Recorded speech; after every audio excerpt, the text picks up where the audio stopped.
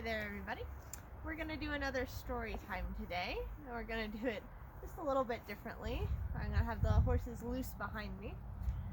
We got a pretty good idea from one of our friends on Instagram to read this book, The True Story of the Three Little Pigs. And they recommended that I read it with some of my horses that can be a little bit piggy about their food. So this is also kind of a little bit of an experiment. All of my horses like food, but these three especially, Apollo, Izzy, and Duck is over here, maybe off camera. They're pretty intense about their food, especially treats. So the experiment is, and why they're all standing here, is I have the cookie jar here between my feet, and they know that. And so we're going to read the story, and then at the end they can all have a treat. Hi. We'll see how much they harass me while I'm trying to read, and you can see how excited they are about having a cookie. Alright, you guys, are you ready to read? Yeah? Okay. Hi. So this is the true story of the Three Little Pigs.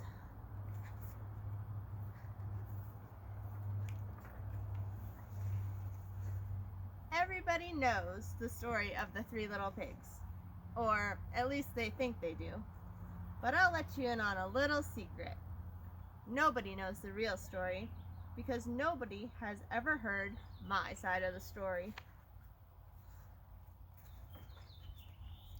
I'm the wolf, Alexander T. Wolf. You can call me Al. I don't know how this whole big bad wolf thing got started, but it's all wrong. Hi. Maybe it's because of our diet. Hey, it's not my fault wolves eat cute little animals like bunnies and sheep and pigs. That's just the way we are. If cheeseburgers were cute, folks would probably think you were big and bad too. But like I was saying, the whole big bad wolf thing is all wrong. You see this? The real story is about a sneeze and a cup of sugar. This is the real story. Thank you. She's demonstrating how hungry she is. It's also right before dinner time.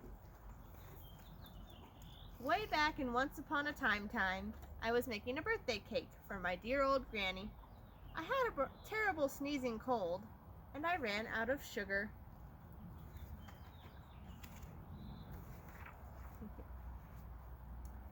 So I walked down the street to ask my neighbor for a cup of sugar. Now this neighbor was a pig. And he wasn't too bright either. He had built his whole house out of straw. Can you believe it?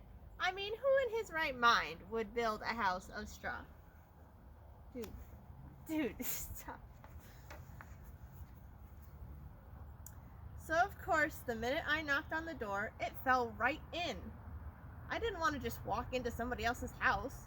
So I called, little pig, are you in? No answer. I was just about to go home without the cup of sugar from my dear old granny's birthday cake. That's when my nose started to itch. I felt a sneeze coming on. Well, I huffed and I snuffed and I sneezed a great sneeze. And you know what? That whole darn straw house fell down. And right in the middle of the pile of straw was the first little pig. Dead as a doornail. He had been home the whole time. It seemed like a shame to leave a perfectly good ham dinner lying there in the straw, so I ate it up. Think of it as a big cheeseburger just laying there. I was feeling a little better, but I still didn't have my cup of sugar, so I went to the next neighbor's house. This neighbor was the first little pig's little brother. He was a little smarter, but not much. He had built his house of sticks. I rang the bell on the stick house. Nobody answered. Thank you. I called, Mr. Pig, are you in? He yelled back, go away, wolf, you can't come in. I'm shaving the hairs on my chinny chin chin.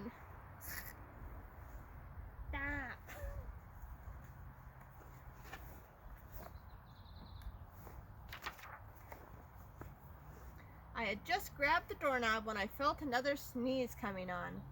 I huffed and I snuffed and I tried to cover my mouth, but I sneezed a great sneeze. And you're not going to believe it, but this guy's house fell down just like his brother's. When the dust cleared, there was the second little pig, dead as a doornail. Wolf's honor.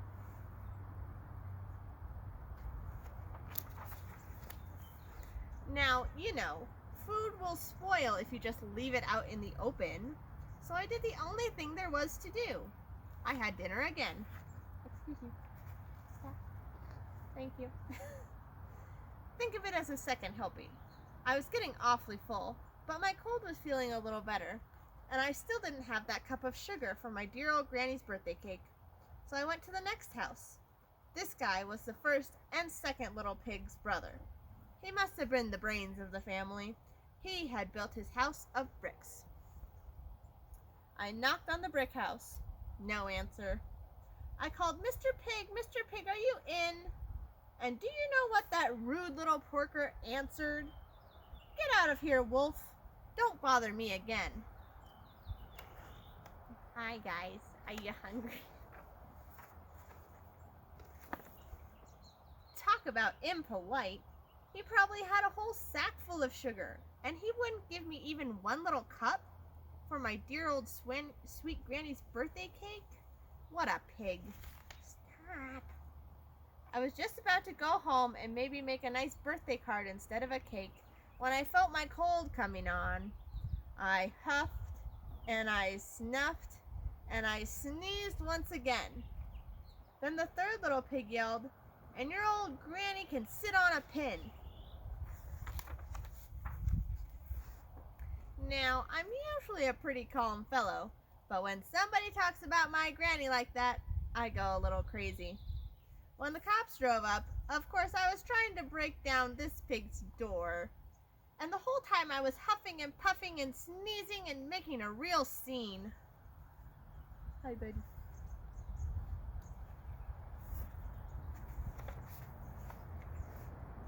The rest, as they say, is history. The news reporters found out about the 2 pigs I had for dinner. They figured a sick guy going to borrow a cup of sugar didn't sound very exciting. So they jazzed up the story with all of that huff and puff and blow your house down, and they made me the big bad wolf. That's it, the real story. I was framed. But maybe you could loan me a cup of sugar? That's a pretty good story. So as we can see, Izzy and Apollo are clearly the piggiest of the 3 horses in this pen. Duck has given up, she's over there.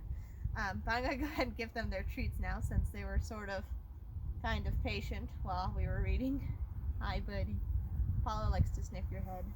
And Izzy likes to chew on my jacket, clearly. Alright, guys. Treat time! I'm going to give them each a peppermint. They really love peppermints. As you can see, now Duck's coming back. She's like, oh, there are treats. Alright, Apollo. Come here, here. You gonna smile? Okay, good job. Here you go. So far away, I don't know if they can see you. I know we can see you. Can you smile for everybody? Good job. Here you go.